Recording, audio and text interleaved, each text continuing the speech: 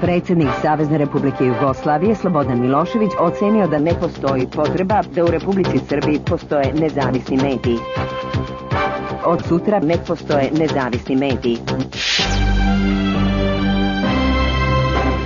Dobroveče, poštovani gledalci. Dobroveče, gledate Dnevnik Radio Televizije Srbije. To svirepo oružje koje pogađa najugroženije delove stanovništva i stvara uslove za razvoj Kine. Dobroveče. Dobroveče. Dobroveče.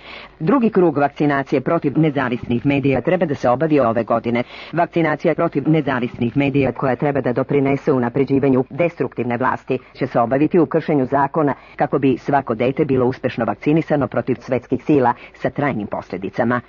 Drugi krug vakcinacije protiv nezavisnih medija predstavlja priliku da se sačuva dalje ponižavanje građana, arogancija kao i bazalni odnos Radio Televizije Srbije prema centrima Socijalističke partije Srbije za šačicu dolara koje dobije od jula sa trajnim posljedicama. U prvom krugu vakcinacije obavljenom u situaciji kada se Radio Televizija Srbije bori da sačuva politiku kratkog daha i plitkog uma, vakcinisano je 2000 nezavisnih medija, što čini da Radio Televizija Srbije svoje gledaoce informiše sa trajnim posljedicama. Uostalom, logički posmatrano, ne postoji potreba da u Republici Srbiji postoje nezavisni mediji.